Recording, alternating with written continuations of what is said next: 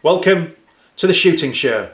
This week we return to the height of the Chinese water deer season as we follow Chris Dalton down to Bedfordshire to engage this unique Asian deer. Plus we bring you all the latest news from the shooting world.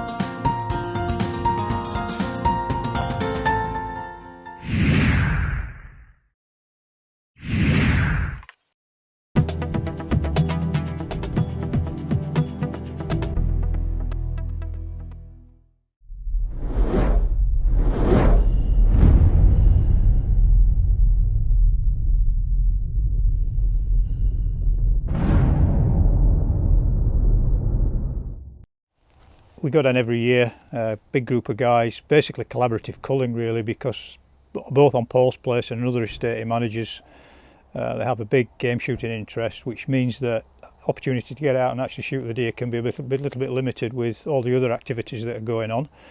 And this has become a bit of a traditional thing now. I go down for a week with a team of experienced guys, my guys from, in fact they come from all points, north, south, east and west actually, and meet up. And it's a bit like a busman's holiday for all of them, but they're all experienced guys, they all kind of know what they're doing, and it's really given them an opportunity to shoot a deer species that they're not familiar with. Some of the guys have not shot Chinese water deer or muntjac before, for example. I guided Brian and Elmer out with me over the course of the week, alternating depending on what we needed to shoot.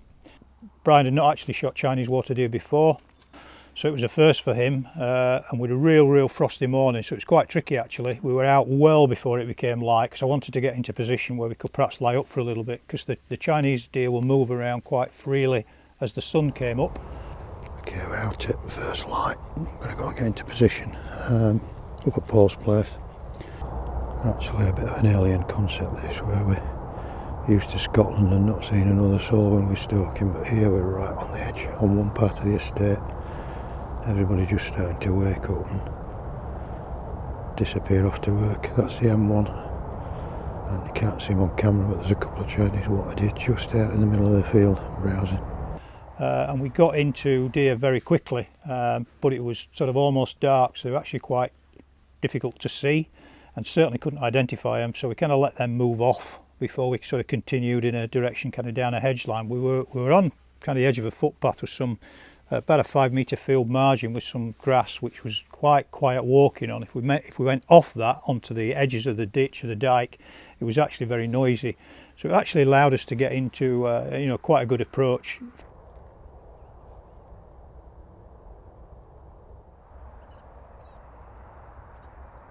So we went probably about another 100 yards, and it's quite bizarre really, because you can hear the noise of the motorway in the background. You've got the M1 with everybody going to and from work really just in the background, and one of the feeder roads goes past the sort of 2 or 3 fields away, so it's actually quite a strange experience for me stalking in that kind of environment. But there was a single Chinese water deer, again just coming light enough to see, and I was pretty sure it was a decent buck because it was on its own, there was nothing else around it, so it's a fairly good indication that we got a decentish buck anyway.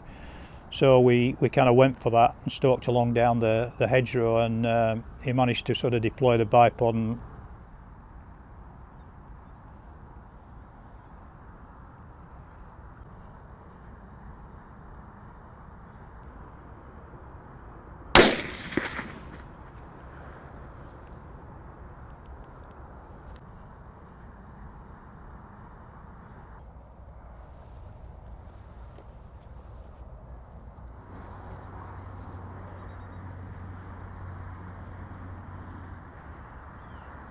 Okay, that's Brian just recovering his Chinese water deer link reaction test. See the strike there, roll of fear. It was pretty straightforward really. I don't know, 120, 130 yard shot, something in that order. So bang on the money. So I think it paid dividends by getting off early, probably about 3/4 an hour before it came light. Sorry, 3/4 an hour after daylight. Then we got our buck. It was also good to see Tammy Eaksy, the hares, chasing around in the fields as well, which were going about their kind of mad as a March hare kind of scenario. So that's good to see with red kites passing overhead. So it's really a cracking morning. Pleasure to be out.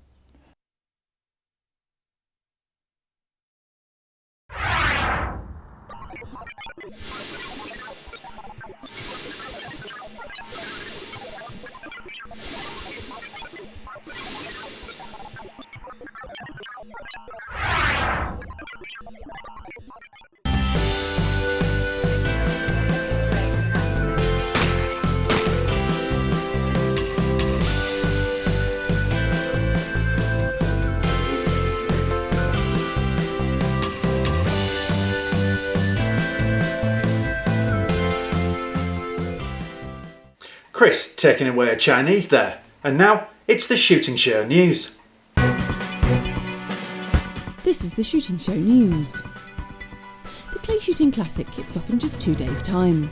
Taking place at Southdown once again, this much-loved independent shoot is packed with prizes from Browning, Aimcam and Ely Hawk, and the chance to shoot on virgin turf over 2 75-bird courses. For the first time this year, there's a Super Finals Day, with top shots in each class and category returning to shoot off on Sunday. Don't delay, call Southdown now to see if there are still places available. The Shooting Show got to see some of the hottest new shooting products in action at Viking Arms' exclusive trade-only event this week. Taking place at the scenic Swinton Estate, the event was supported by a range of manufacturers, who brought along new products including the Merkel Helix Speedster, Ruger Precision 22 and Breda 812i, all of which were available for practical demos on the range. Viking Arms' Rob MacArthur told us why this trade event is so important to them. It gives us a great opportunity to kind of talk about ideas, have a roadmap ahead of what's going on, and for everybody just to talk about new products and how the best way is actually to get them into the hands of the customers. The main event, or the best product is the Ruger 22LR Precision.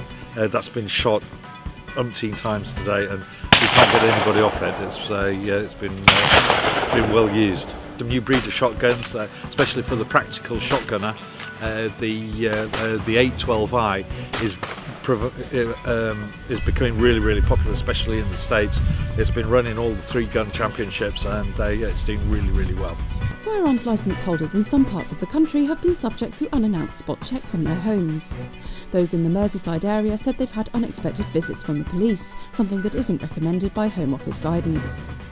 Basque's Bill Harriman said it was clear that the police cannot just turn up to someone's home and demand entry unless they have proper reason to do so. And finally, a new scheme to promote game meat and ensure high standards has got underway. The British Game Alliance will function as a marketing board for game meat, bringing it into line with meats such as beef and lamb.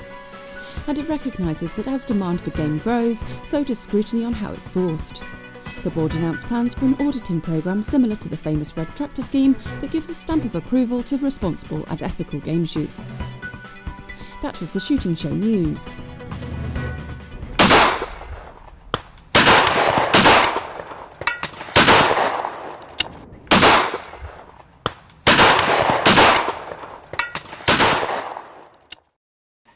Well, that's it for this week. Thanks for watching.